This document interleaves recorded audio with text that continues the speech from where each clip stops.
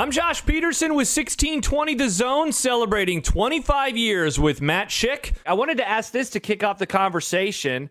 First memory that you have of 1620 The Zone, how did you first hear about it? How did you first tune into it? What was that like for you before you started working for us back in 2009? I don't know if I ever truly listened to it before I appeared on it. I just started at KETV, and I was asked by Michael Severe if I wanted to fill in with him. I think it was his father-in-law, lived in St. Paul and had watched me on NTV, KHDI in Kearney, but had mentioned it in a conversation with Michael. And so Michael said, hey, Kevin's not going to be in. Do you want to fill in with me for 4 hours? I was in the original studio with them. I probably listened to it a time or two prior to that because I was a big sports radio fan, but that was the first time I listened for a long period of time. So the first time I listened was to myself. Was sports talk something that you had ever wanted to try your hand at, or did you think that was something that, going to be on the back burner or wasn't going to be for you? Sports talk radio was really the first love that I had. Growing up, would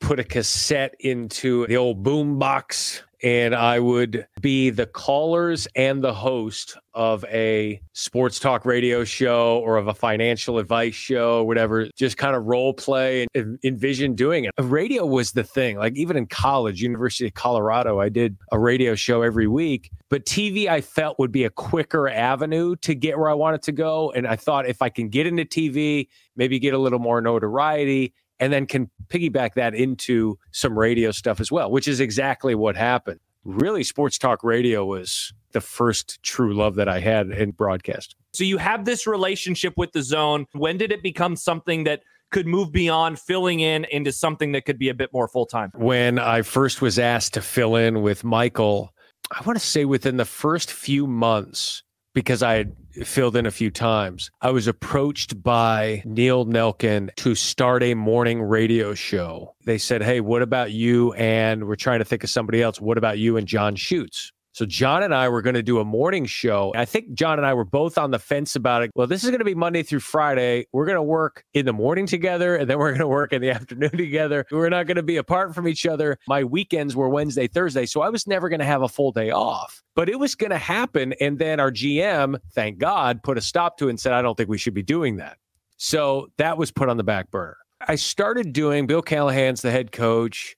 I think I would do it with Michael Severe periodically, do a Bill Callahan impression. Can't remember the exact conversations, but saying, hey, why don't you call in as Bill Callahan when Kevin's hosting? We'll see if he likes it. It probably went for like 60 seconds, and I was like Bill and Lincoln or whatever. It was okay. I would record all of them and listen back. I'd critique. I'd be like, okay, what can I do better? Like, this was a big deal. I looked up to Kevin and Michael like, okay, maybe I could be a big part of this. I remember at the end of that call, Michael on the air going, see, I told you he was good. See, and Kevin's like, yeah.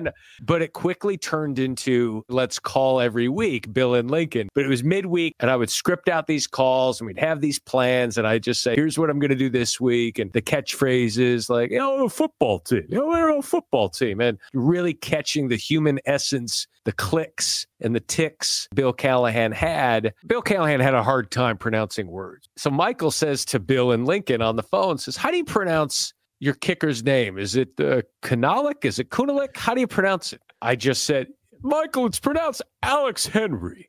And they laughed so hard. I was like, okay, this is working. We can have some fun with this.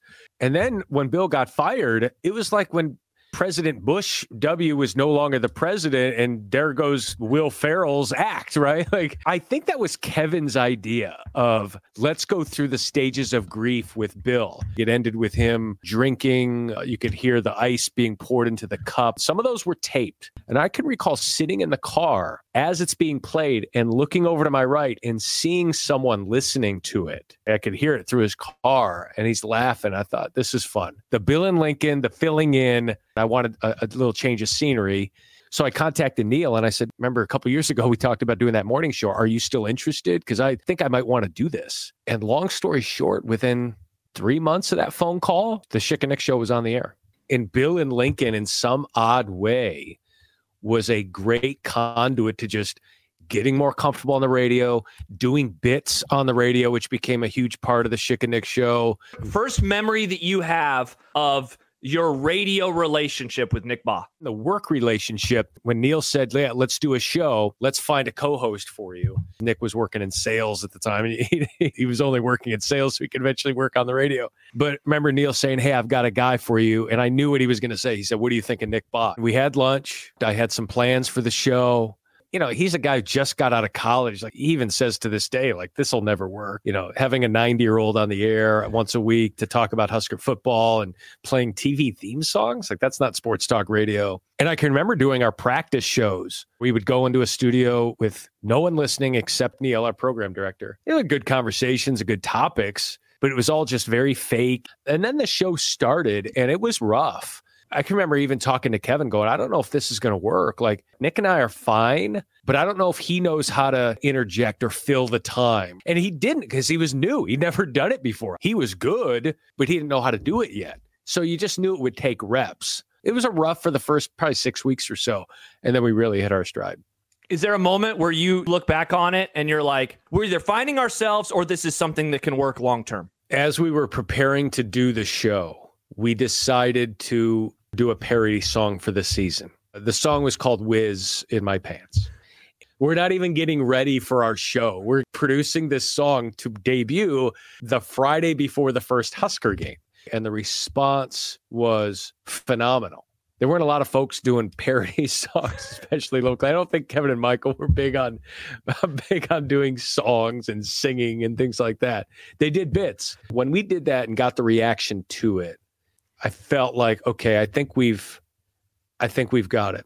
There was another part, I think it was during that season. There were a bunch of Huskers that were coming down with illnesses, and we started coming up with names. Indomitian Flu, Roy Heflu. And then someone emailed in and played along and said, and I laughed really loud. I can remember it. And I said, West Niles Paul. And then people start playing along. I can remember in that show going, this is what I want this show to be. You're talking about sports, but you're laughing about stupid things. Sports are supposed to be fun. It's just a game. Let's get dumb. We did that show. And I'm just belly laughing at some of the contributions, let alone what we're thinking of, what listeners are thinking of. Like, if we're all in this together, this could be a really good time and eventually develop from there. Did you ever have any self-doubt as you're catching this criticism and hearing, no, the other show is better? Why are you guys so immature?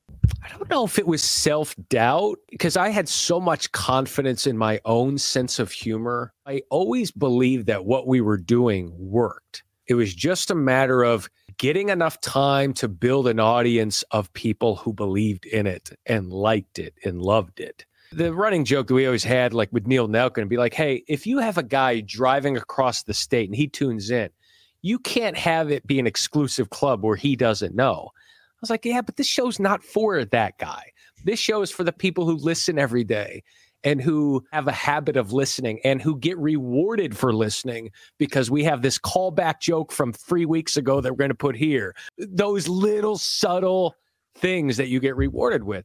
I think Nick and I knew that it was working, but there's no question that when you have Kevin and Michael, who are really talented, the show's been around for a while. There were sometimes I felt like we were all on the same team, sometimes not. I think it's good to have a healthy, not paranoia, but a healthy competition of like, if their show wasn't any good, our show wouldn't have been as good. And I'd like to think that our show made their show better. It forces you to not rest on your laurels, not be content. I think all of our relationships have gotten better since our shows left the same building, but it was really good at the time and very competitive. I don't think I ever doubted that it would work. I doubted if we'd get enough time to make it work, but I will say Rhonda, who was the GM at the time, she believed in it. She hired us. The biggest doubt came when there was management changes, and that's eventually when the show did end, and that's the only thing you can't control. But outside of that, I was pretty confident in the show.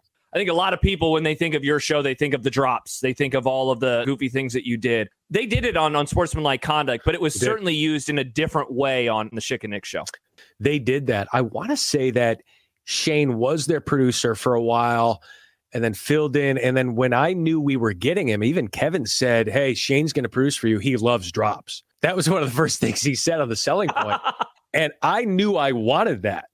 So I was like, this is perfect. You have to have buy-in from everybody, and you've got to have someone who's running a board who understands, hey, I can play this, play that. It kind of changed too when I learned that I could play drops from my side as well. So I had a screen where sometimes Shane and I are fighting over it. I can see the cursor moving. It's like an IT guy dialing in your computer and you're fiddling around with it. Bo Pelini's the head coach, and after a weekend, I would find the post-game comments. I would cut them up on my computer, cut up highlights from the show, post-game comments. Shane had a love-hate relationship with me because I did not know how to enter this stuff put it into the system, as we said. Can you put this into the system? He'd come into work Monday morning and he'd have like 40 things that he's got to put in. There were so many things that he had to do for us for our show to work, but he had a lot of buy-in. And the beauty of it too with him is he didn't want to be on the air. And Shane was excellent, but it kind of morphed into that as it went on. Bill Callahan's, wow, we need to play that. And then that turned into Bo Pelini's, all of the things that he would say and clip those and play those. You realize you don't need to have a guest to have another voice. And radio allows you to explore the space a lot. And those drops were a big part of it.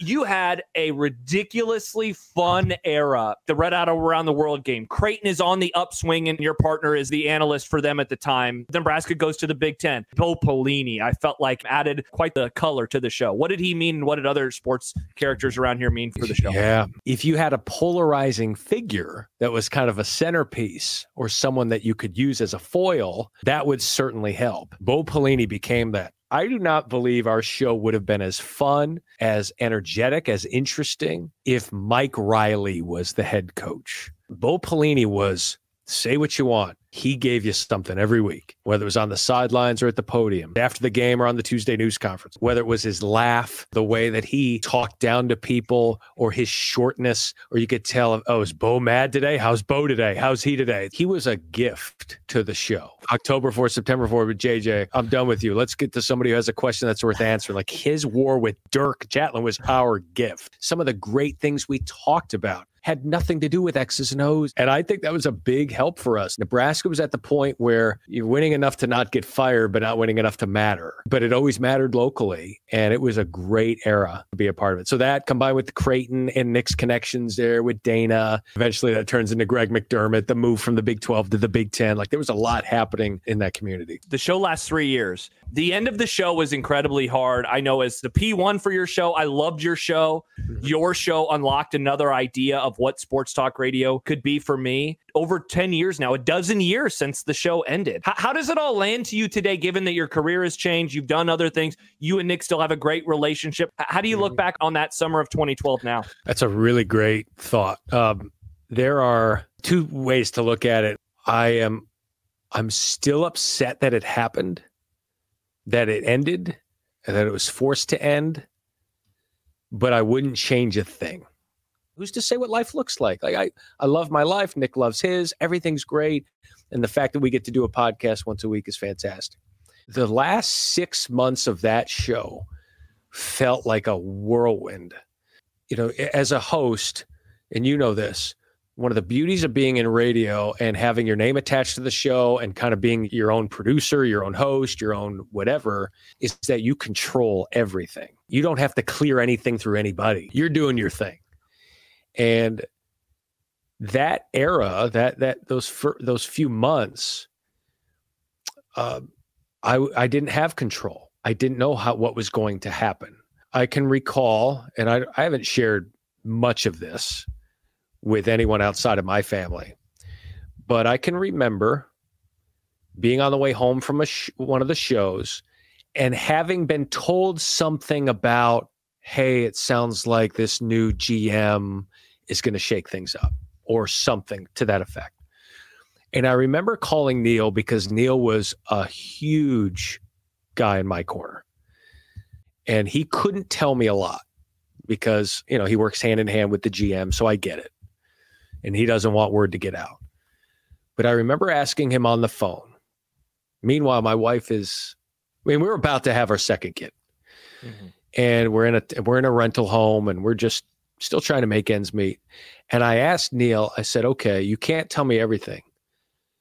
But can you tell me if he's committed to the show, the GM? Can you guarantee me I'm going to have a show? And he said, I can't. Mm.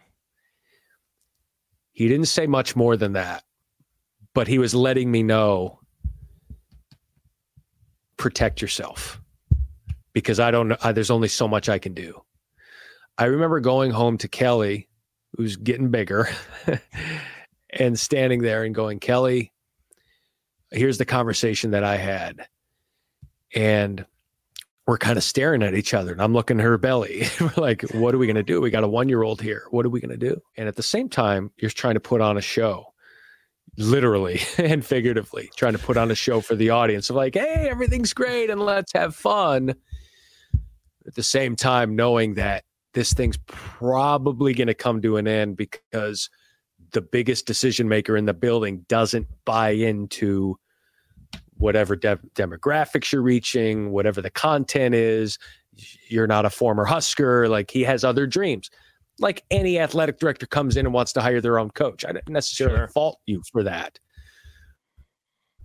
But we were only given about 6 to 9 months under his tenure at the time. You could tell it just wasn't, there weren't as many visits into the studio as under the previous regime.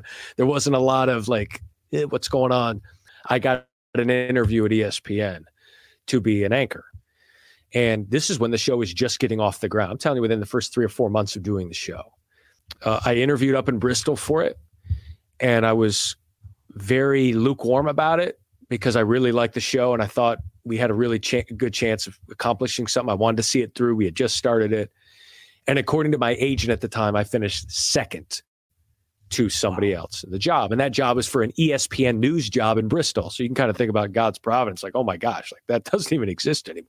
I remember thinking at that time, like, grateful that I didn't get the job. Well, this starts to happen. Then it starts to kind of come together that you might not have a show, but you might have your own show. You might have an afternoon show by yourself, or we might put you with Michael in the afternoon. And me as your producer.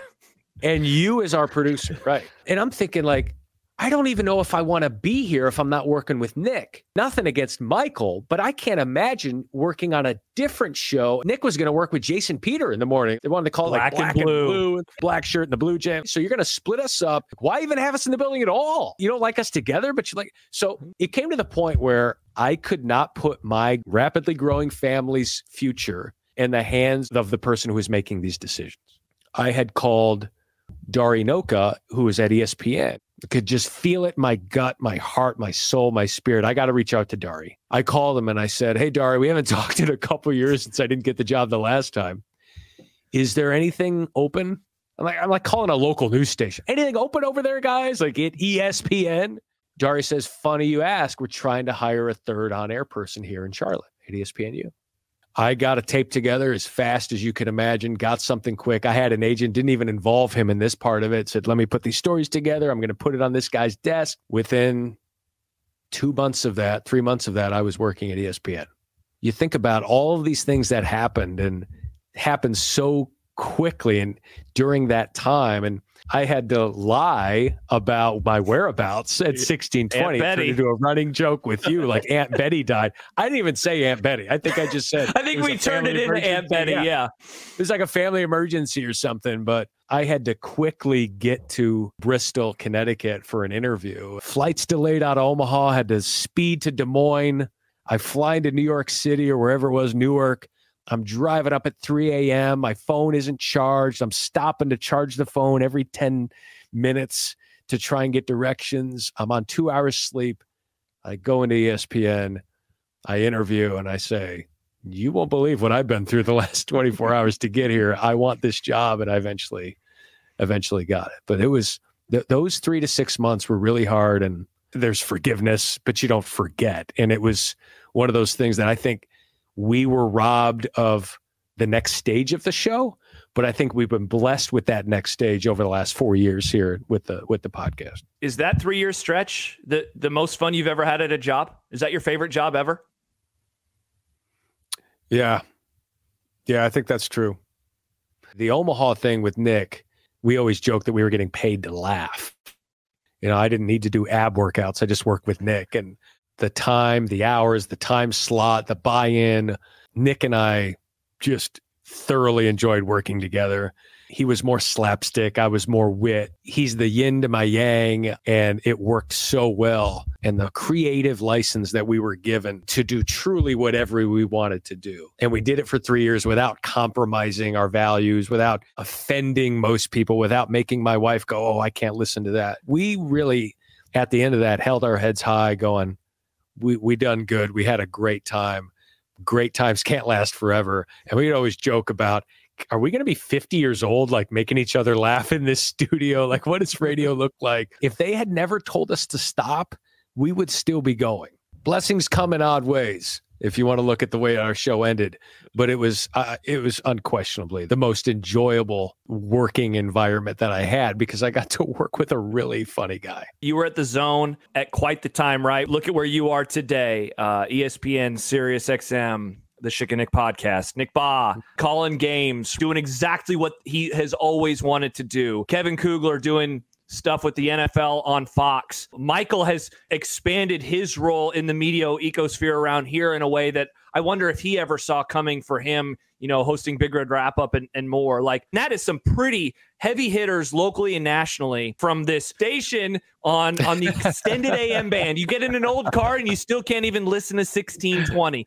Coincidence of the period of time, or was there something about like this station, Neil Nelkin, who you have mentioned by name multiple times in this interview? What an incredible time it was that you were here.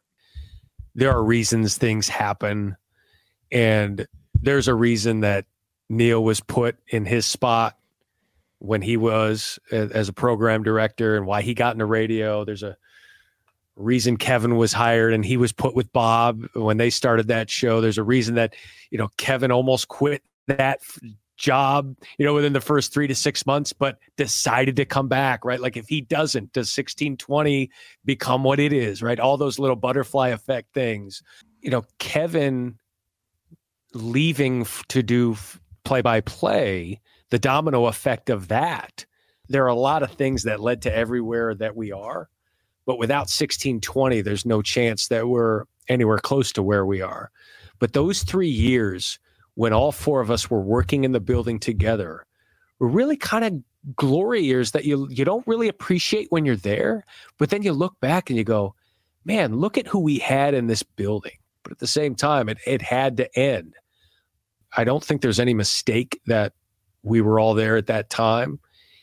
And I think we all had a drive to be really good. I would like to think that we all impacted each other in such a way that you're just all pushing for greatness. We all got to feed off each other, and there was enough internal support to make it good. So certainly not a mistake that it happened. And it's awesome to see the four of us doing our stuff and living out our dreams. Matt, thanks so much for joining us today. What a wonderful conversation. Always great catching up with you. Hey, buddy, you too. And it's been awesome to watch you as well be a huge part of this. And who would have thunk it, right? Like, you're producer, you're running, you're getting folks coffee, and now you're hosting like the most listened to sports talk show at the greatest station in Nebraska. So it's awesome to see you do your thing, and thanks for including me in this. It's awesome. Well, we're so happy to have you. Thank you to Matt Schick. To hear more stories and memories from the last 25 years, go to 1620thezone.com/25 years.